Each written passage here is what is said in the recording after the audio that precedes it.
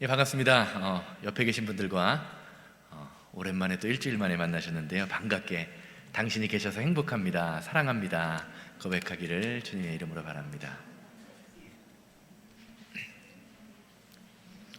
예수 그리스도의 그 사랑의 능력이 우리 가운데 충만하기를 주님의 이름으로 소망합니다. 저희 가정에 저희 아이들이 어렸을 때 저희 집에서 가장 많이 들렸던 소리 중에 하나가 바로 아빠라는 말입니다. 소리입니다. 아이들이 소리 지르는 거죠. 아빠를 찾는 거죠. 그래서 제가 아이들에게 왜 희정아, 왜 유정아 라고 이야기하면 그 다음에 희정이가 이런 말을 했어요. 아빠, 유정이가. 이 소리와 함께 희정이와 유정이의 울음소리가 나곤 했습니다. 왜 그랬을까요? 그 이유는 언니인 희정이가 장난감을 가지고 놀고 있으면 아이들 그렇잖아요. 남이 갖고 노는 장난감이 더 재미있어 보였는지 희정이의 장난감을 유정이가 뺏었기 때문입니다. 처음에는 아이들이 이렇게 싸울 때 심각하게 반응하면서 어떻게 하면 아이들이 싸우지 않을까 제 아내와 머리를 맞대고 고민을 하곤 했습니다. 그런데 시간이 지나다 보니까 제가 별 반응을 안 하게 되더라고요. 그러다 보니까 이제는 아빠 유정이가 라는 소리가 들려도 별 반응 없이 응 그래 괜찮아 양보해 라고 이야기하면서 별 대수롭지 않게 반응했습니다. 그러다 보니까요, 희정이가 계속 자기 장난감을 빼앗다 보니까 언젠가부터는 자기가 더 힘이 세고 능력이 있다는 것을 알았는지 유정이에게 장난감을 주지 양보하지 않았습니다. 그러다 보니까 이제는 그때부터는요, 아빠 유정이가 라는 말 대신에 아빠 언니가 라는 소리가 들리기 시작했습니다. 힘으로 제압한 거죠. 한참을 이런 상황이 이어지다 보니까 저와 제 아내는요, 어떻게 하면 아이들이 싸우지 않을까라는 생각을 하다가 이런 결론을 내렸습니다.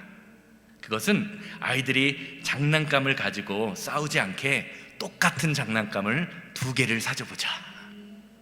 똑같은 거를 한번 2개를 사줘보자라는 결론을 내렸어요. 그러면서 속으로 이런 생각을 했습니다. 이제 장난감 2개가 있으니 서로 싸우지 않고 잘 놀겠지라는 생각을 했습니다. 그런데 웬걸 아이들에게 똑같은 거 2개를 사줘보니까요, 자기 것은 다른 데다 두고 큰애와 작은애가 1개를 가지고 서로 자기 거라고 싸우는 일이 생겼습니다. 그리고 이제는 1개만 있는 장난감을 보면서 이거는 1개밖에 없으니까 똑같은 거 1개를 더 사주세요 라는 아이들이 그렇게 조르는 모습을 본 적이 있습니다. 가만히 보니까요, 문제는 장난감이 1개였느냐 2개였느냐의 문제가 아니라 남이 가지고 노는 것이 좋아 보이고 그래서 그것을 빼앗고 싶은 아이들의 마음이 문제였습니다. 이것이 어른이나 나나 할 것 없는, 어른이나 아이나 할 것 없는 죄된 인간의 모습입니다. 지금 단순히 저희 가정을 예로 들어서 얘기했지만 이것을 세상으로 확대해 보아도 결국 인간이 사는 세상도 이와 비슷하지 않은가라는 생각을 해보게 됩니다. 세상의 모든 사람들은요, 평화를 원한다라고 이야기합니다. 그리고 그 평화를 이룩하기 위해서 만든 것이 바로 법이라는 것입니다. 세계적인 상황을 보면 단순히 한 나라뿐만이 아니라 나라와 나라 사이에도 법을 만들어서 서로 법이 허용하는 그 상황 가운데에서 서로 조화롭고 평화롭게 살고자 하는 것, 그것이 인간의 마음입니다. 그런데 가만히 법에 대해서 생각을 해보면요, 사실 인간 사회에 법이 있다는 것 그 자체가 우리가 살아가는 이 세상이 근본적으로 평화롭고 공평하지 않다라는 것을 의미하는 것입니다. 인간의 본성이 법으로 강제하지 않으면 통제할 수 없는 그런 본성이 있는 것입니다. 2년 반 전에 코로나가 터진 초창기에 미국에서 가장 많이 팔린 것이 무엇인지 아십니까? 총과 총알이 가장 많이 팔려서 총값과 총알값이 10배 이상 폭등했었다라는 이야기를 들은 적이 있습니다.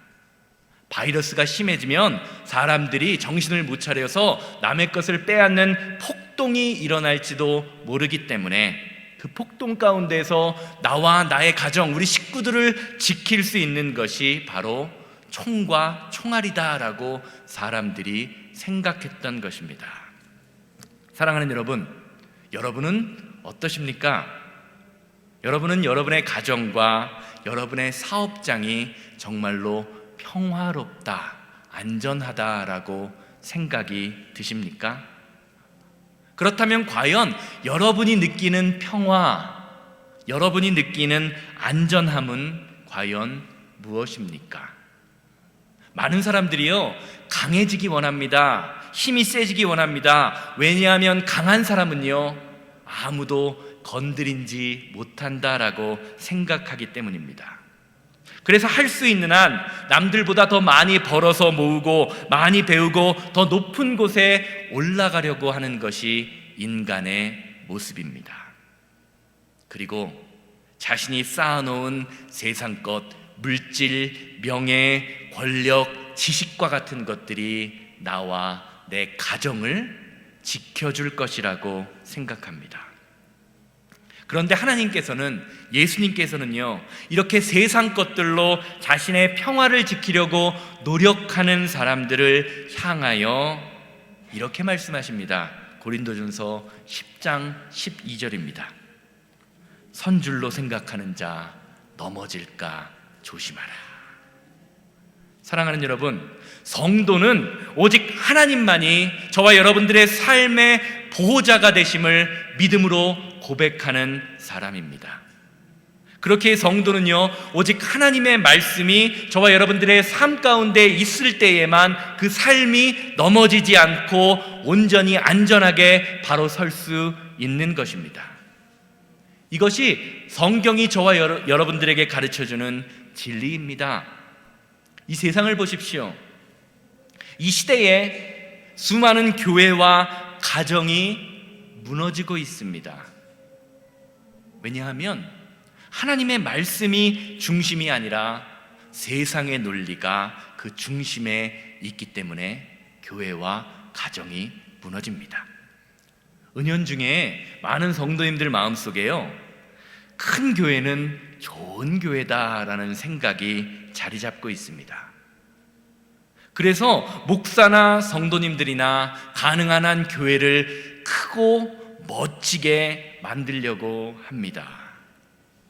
그런데 교회 역사적으로 볼 때요, 대형 교회가 생기고 큰 교회의 건물이 우후죽순 생겨나는 것은요, 교회와 성도가 세속화될 때 나타나는 현상이었습니다. 교회가 무너지는 전조 증상이 바로 교회의 대형화였다는 것입니다. 가정은 어떻습니까? 이 시대가 바라는 좋은 자녀, 좋은 아빠는 어떻습니까? 좋은 아빠는요, 자녀를 사랑으로 대하고 날마다 기도해주는 그런 아빠가 아닙니다. ATM 머신처럼 자녀나 배우자가 돈이 필요할 때 돈을 잘 벌어다 주는, 돈 잘 버는 아빠가 능력 있는 아빠, 좋은 아빠의 모습으로 비춰지고 있습니다. 또한 좋은 자녀는 어떻습니까? 부모의 말씀에 순종하고 하나님의 말씀에 순종하는 자녀가 좋은 자녀가 아닙니다. 많은 성도님들이 우리 아이는 교회에 하나님을 열심히 잘 믿어라고 자랑하는 분들을 별로 보지 못했습니다. 좋은 대학 가서 공부를 잘해서 좋은 직장을 잡아서 의사가 되고 변호사가 되고 판검사가 되고 세상 사람들이 보기에 번듯한 직업을 가진 자녀가 좋은 자녀로 인식되고 있는 시대입니다. 이 사회에 그런 마음가짐이 팽배해 있습니다. 우리가 자녀들에게 이런 말을 하죠. 의사 돼서 돈 많이 벌어라. 의사는 어떤 사람입니까? 의사는 원래 돈을 많이 버는 사람이 아니라 사람을 살리는 사람이에요. 그렇기 때문에 의사가 되는 사람에게 해야 하는 말은요, 의사 돼서 돈 많이 벌어라가 아니라 좋은 의사가 되어서 사람을 많이 살려라, 사람을 살리는 의사가 되어라 라고 해야 되는데, 이 세상은요, 의사가 되어서 돈 많이 벌어라 라는 말을 합니다. 이것이 우리 시대가 보여주는 시대의 자화상인 것입니다. 사랑하는 여러분, 이 시대의 사고방식은요, 돈이나 명예, 권력과 같은 지식과 같은 것들이 우리에게 행복을 주고 평안을 줄 것이라고 생각합니다. 그래서 할 수 있으면 더 좋은 학벌, 더 많은 재산, 더 많은 명예와 권력을 누리면서 살아가기 원합니다. 그것을 갖기 위해서 다른 사람을 짓밟고 올라가는 것은 당연한 것이라고 생각하죠. 그런데 예수님께서는요, 이런 세상을 향하여, 이런 성도들을 향하여 오늘 말씀과 같이 선포하고 계십니다. 화평케 하는 자는 복이 있나니 그들이 하나님의 아들이라 일컬음을 받을 것이다. 우리는 일반적으로 평안한 삶, 편안한 삶이 복되다고 생각합니다. 그런데 예수님께서는요, 화평한 삶, 평안한 삶이 복된 것이 아니라 화평케 만드는 자, 화평케 하는 사람이 복이 있다라고 말씀하십니다. 영어로는 피스메이커, 혼잡하고 불안한 세상에 평화를 주는 사람이 정말로 복된 사람이다라고 말씀하고 계십니다. 사랑하는 성도 여러분, 성도는요, 나만 잘 먹고 나만 잘 사는 그런 평안을 누리는 사람이 아닙니다. 적극적으로 내가 누리고 있는 그 평안을 다른 사람에게 전하는 사람, 그래서 내가 편안한 것만큼 다른 사람도 평안함을 누리게 하는 사람이 하나님의 사람입니다. 그것은 성경이 말하는 평화, 샬롬이라는 단어 속에 아주 잘 드러나 있습니다. 샬롬은 유대인들이 안녕하세요 라고 하는, 우리가 안녕하세요 라고 인사하는 것처럼 평소에 인사할 때 사용하는 단어입니다. 하나님의 평화가 함께 하시기를 바랍니다 라는 의미죠. 이 말의 의미는요, 상대방을 힘으로 제압하거나 억압해서 얻는 것이 평화가 아니라 사람과 하나님과의 관계를 통해서 우리의 영혼이 평안해지고 우리의 심령이 평안한 영혼의 상태를 말하는 단어가 바로 샬롬이라는 단어입니다. 사랑하는 여러분, 성도는요, 아무리 세상 것을 많이 가지고 많이 누리고 있어도 하나님과의 관계가 편안하지 않으면, 하나님과의 관계가 세워지지 않으면 절대로 평안을 누릴 수 없는 존재입니다. 하나님 없는 평안, 하나님 없는 평안은요, 아무리 평안해 보여도, 아무리 잘 나가는 것 같아도 언젠가는 무너지고 말 수밖에 없는 그런 평안이기 때문입니다. 그렇기 때문에 우리가 성도라면, 하나님의 자녀로 온전한 삶을 살기 위해서는 무엇보다도 먼저 하나님의 관계가 먼저 회복돼야 하는 것입니다. 무엇이 진짜 평안인지 그것을 깨달아야 한다는 말입니다. 요한복음 14장 27절 말씀을 보면요, 예수님께서는 제자들에게 내가 제자들에게 줄 평화, 예수님께서 사람들에게 주실 평화에 관하여 이렇게 말씀하십니다. 평안을 너희에게 끼치노니 곧 나의 평안을 너희에게 주노라. 내가 너희에게 주는 것은 세상이 주는 것과 같지 아니하니 너희는 마음에 근심하지도 말고 두려워하지도 말아라. 사랑하는 여러분, 성도는 예수님이 주시는 그 평안, 예수님이 주시는 그 평화를 누리는 사람입니다. 예수님이 말씀하시는 의미를 잘 살펴보시기 바랍니다.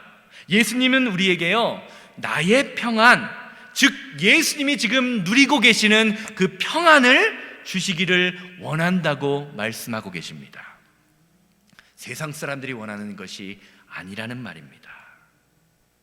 그런데 우리가 성도라는 이름을 가지고 있으면서 세상의 것으로 만족함을 누리고 세상의 것으로 편안함을 누리려고 하다 보니까 성도의 삶에 문제가 생기게 되는 것입니다. 예수님의 평안을 한번 보시기 바랍니다. 예수님의 삶을 한번 보시기 바랍니다. 예수님의 평안은요, 고난의 십자가 앞에 당당히 맞서는 그 가운데에서도 평안을 누리는 평안이었습니다. 십자가 너머에 있는 부활의 승리를 믿음으로 바라보셨기 때문입니다. 그러면서 저와 여러분들이 예수님이 누리는 그 평안을 주시겠다고 말씀하시는 것입니다. 성도의 삶에 고난의 십자가, 어려움의 십자가가 존재하는 것이 현실이라는 것입니다. 그렇기 때문에 예수님은 말씀하십니다. 고난이 닥칠지라도, 어려움이 닥칠지라도 근심하지도 말고 두려워하지도 말라. 왜 그렇습니까? 고난과 어려움 가운데 내가 너의 삶에 함께 할 것이다 라는 그 믿음의 확신을 심어주셨기 때문입니다. 그렇기 때문에 우리는 하나님의 믿음을 가지고 있으면요, 예수님의 평안을 가지고 있으면 고난을 이길 수 있는 힘과 능력을 하나님이 제공해 주심을 믿음으로 바라보아야 하는 것입니다. 고린도전서 10장 13절 말씀 보시기 바랍니다. 성도에게는요, 고난이 있습니다. 성도에게는 어려움이 있습니다. 그러나 두려워하지 않습니다. 왜 그렇습니까? 사람이 감당할 시험 밖에는 너희에게 당한 것이 없나니 오직 하나님은 미쁘사 너희가 감당치 못할 시험당함을 허락하지 아니하시고 시험 당할 즈음에 또한 피할 길을 내사 너희로 능히 감당하게 하시느니라. 아멘. 사랑하는 여러분, 성도에게는요, 고난이 문제가 아닙니다. 고난을 이겨낼 힘이 있느냐 없느냐가 정말로 문제입니다. 오늘날의 교회와 성도를 바라보시기 바랍니다. 정말로 큰 문제가 있어요. 고난을 이길 힘이 없어요. 고난을 당하고자 하는 마음조차도 없습니다. 주님이 나에게 맡겨진 십자가를 지지 않으려고 합니다. 그저 그냥 나만 편하면 되고 나만 잘 살면 되고 우리 교회만 잘 되면 행복하다라는 이기주의가 팽만한 시대에 팽만한 성도와 교회가 되어버렸습니다. 잘 먹고 잘 사는 것이 축복이다라는 변질된 복음이 저와 여러분들의 마음속에 자리 잡고 있습니다.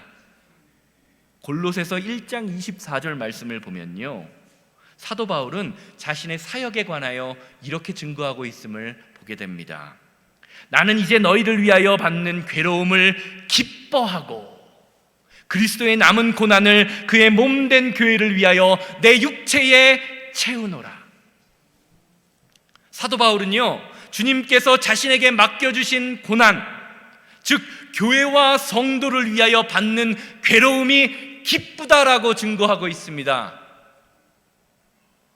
그리고 할 수 있는 한 그 괴로움, 그 고통을 더 감당하겠다라고 말합니다. 바울이 약해서 혹은 바보이기 때문에 남들이 받는 그 육체적인 고난을 기뻐하는 것입니까? 아닙니다.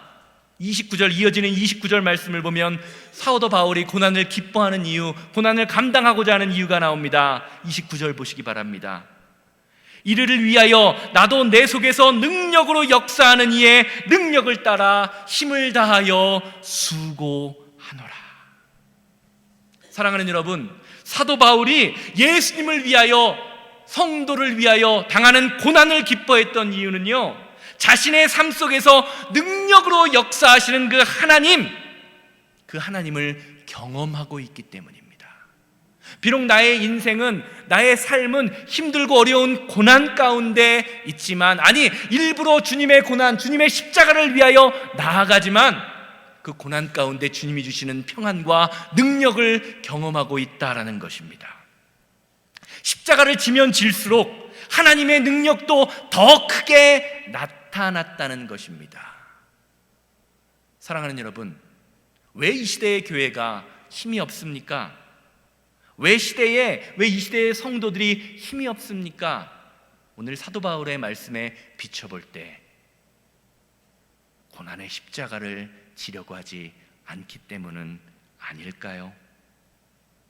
사랑하는 여러분, 편안함과 평안함은요 완전히 다른 것입니다. 세상의 것은요 저와 여러분들에게 편안함은 줄 수 있을지언정 평안함은 줄 수 없습니다. 여러분들 주변을 보시기 바랍니다.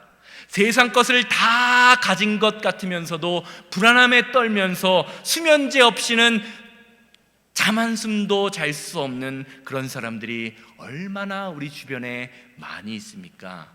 예전에 제가 말씀드렸죠. 미국의 18세 이상 성인 중에 10명 중에 1명이 수면제 처방을 받고 있다라고 합니다. 그런데 바울처럼요 반대로 적극적인 고난, 십자가를 감당하면서도 마음의 평안과 기쁨이 넘치는 사람들이 있습니다. 자신의 삶 속에서 살아계신 하나님, 나를 도우시는 하나님을 경험하고 있기 때문입니다. 사랑하는 여러분, 신앙생활은요 살아계신 하나님을 나의 삶의 현장에서 만나고 함께하는 것입니다. 마태복음 22장 32절 말씀 보시기 바랍니다. 나는 아브라함의 하나님이요 이삭의 하나님이요 야곱의 하나님이라 하신 것을 읽어보지 못하였느냐? 하나님은 죽은 자의 하나님이 아니요 살아있는 자의 하나님이라 하시니라. 예수님의 이 말씀은요 성경은 지식을 통해서 머리로만 아는 것이 아니라 하나님과의 인격적인 관계를 통해서 체험적으로 만나게 되는 것이라고 말하는 것입니다.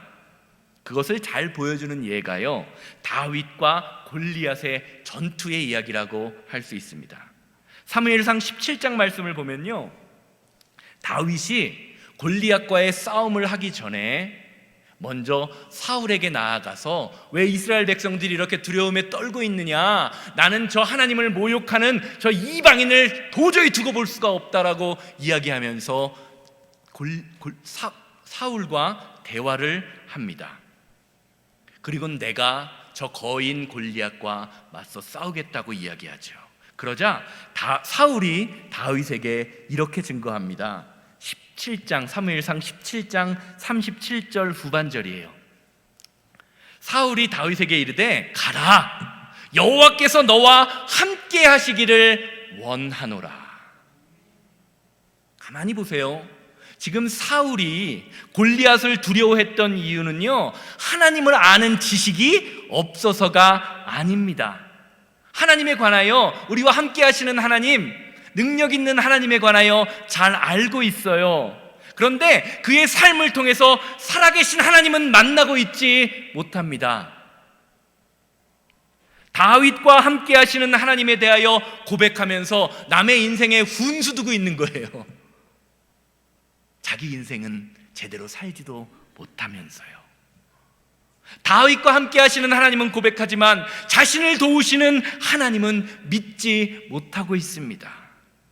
사랑하는 여러분, 우리도요 신앙의 연수가 쌓이다 보면요 이럴 땐 이렇게 해야 되고 저럴 땐 저렇게 해야 되고 라는 식으로 하나님의 말씀을 가지고 다른 사람을 가르치고 싶은 마음이 생길 때가 있습니다. 머리로는 잘 알아요. 그런데 정작 자신에게 문제가 생기면 남을 가르치던 지식은 까맣게 사라져버리고 사울처럼 우리 앞에 닥친 골리앗 앞에서 어쩔 줄 몰라 하는 인생이 될 때가 너무나 많이 있습니다. 그 모습이 다른 사람의 모습이 아니라 바로 내 자신의 모습입니다. 골리앗은 커 보이고 하나님은 작아 보이는 것입니다. 이게 하나님을 지식으로만 아는 성도의 모습인 것입니다. 사랑하는 여러분, 성도의 진정한 평안의 근거는요 세상의 것이 아닙니다. 세상의 무기와 세상의 능력이 아닙니다. 성도의 평안의 근거는 오직 우리와 함께 하시는 하나님의 능력인 것입니다. 우리 안에서 능력으로 역사하시는 그 성령님께 저와 여러분들의 인생이 사로잡혀야 한다는 것입니다. 그것이 하나님의 자녀된 성도가 이 세상을 살아가는 방법인 것입니다. 요한복음 1장 12절 말씀을 보면요, 오늘 맥락과 비슷한 맥락으로 성도의 신분, 성도란 어떤 사람인지에 대하여 이렇게 증거하고 가르칩니다. 영접하는 자, 그 이름을 믿는 자에게는 하나님의 자녀가 되는 권세를 주셨으니. 복합적으로 말씀을 살펴볼 때요, 화평케 하는 자는 복이 있나니 그들이 하나님의 아들이라 일컬음을 받을 것이다 라고 이야기하는 것과 복합적으로 살펴볼 때, 예수님을 영접한다라는 것은 적극적으로 이 세상, 우리의 삶의 현장을요, 피스메이커, 화평케 만드는 삶을 사는 것입니다. 내 삶과 내 주변을 화평케 만드는 것이 성도의 사명이라는 것입니다. 그래서 히브리서 12장 8절과 로마서 12장 8절과 히브리서 12장 14절은요, 성도의 삶에 대하여 사도 바울이 이렇게 증거하는 것을 볼 수 있습니다. 먼저 로마서 12장 18절 보겠습니다. 할 수 있거든 너희로 모든 사람과 더불어 화목하라. 히브리서 12장 14절입니다.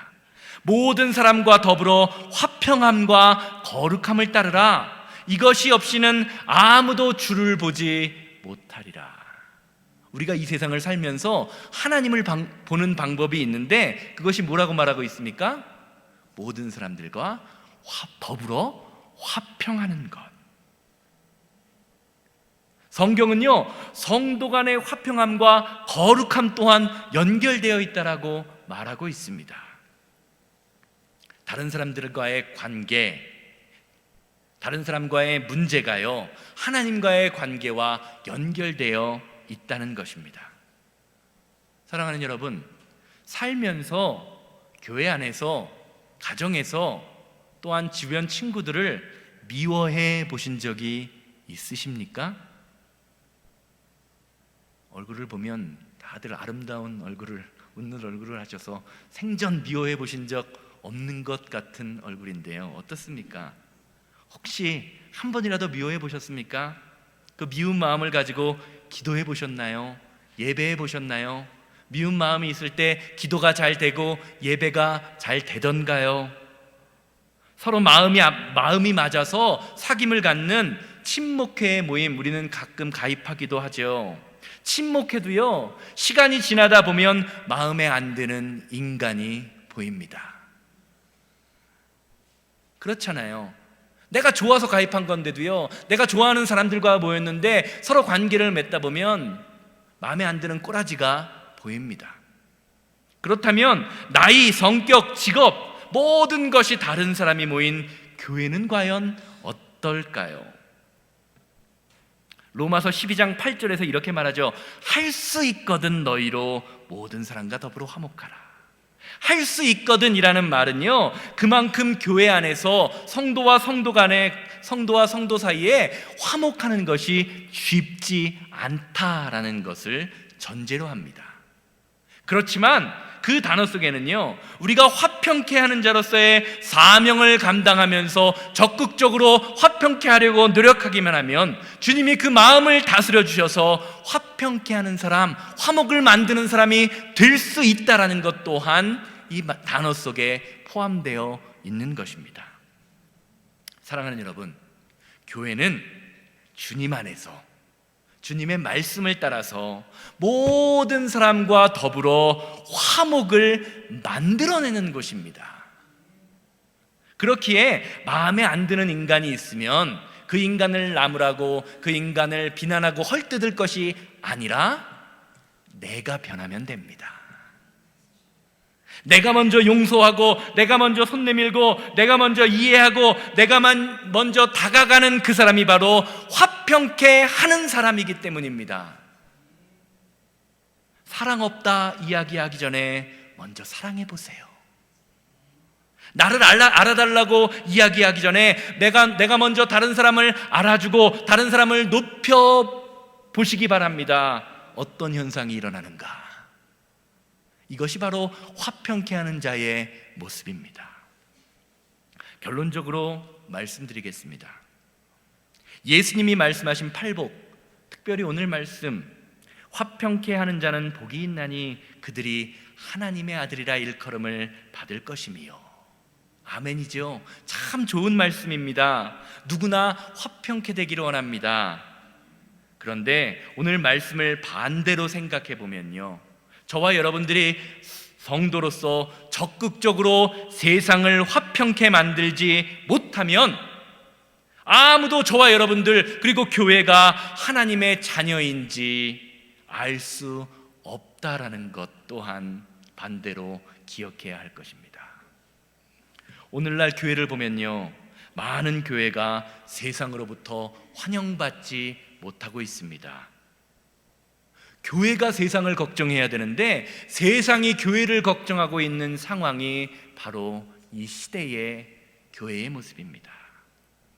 혹시 그 이유가 저와 여러분들이 화평케 하는 자로서 그 화평케 하는 사명을 감당하지 못하기 때문인지, 그것 때문은 아닌지를 한번 생각해 보아야 할 것입니다.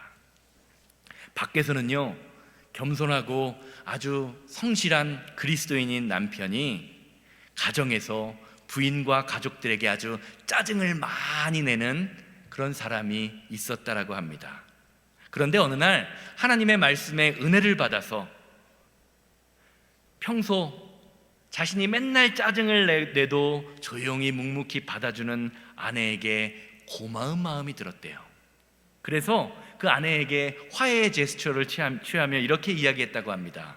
여보, 당신은 내가 싸움을 걸고 짜증을 내도 한 번도 화를 낸 적이 없는데 그 화를 어떻게 풀고 어떻게 참았어? 라고 자신의 아내에게 묻습니다. 그러자 그 말을 들은 아내가 이렇게 대답했대요. 저는 당신이 저에게 짜증을 낼 때마다 변기를 청소했어요. 변기를 닦았어요. 그러자 남편이 이렇게 이야기합니다. 변기를 닦아요? 변기를 닦는 게 무슨 도움이 되지? 라고 말했다고 합니다. 그러자 평소에 그 분을 잘 참던 그 아내가 이렇게 말했다고 합니다. 저는 당신 칫솔로 변기를 닦았습니다. 사랑하는 여러분, 이처럼 겉으로는 평안해 보이지만 속으로는 관계가 썩어 문드러져 있는 사람들이 얼마나 많이 있습니까? 다른 사람을 무시하거나 상대방의 마음을 헤아리지 못하는 것은요, 진정한 평화의 모습이 아닙니다.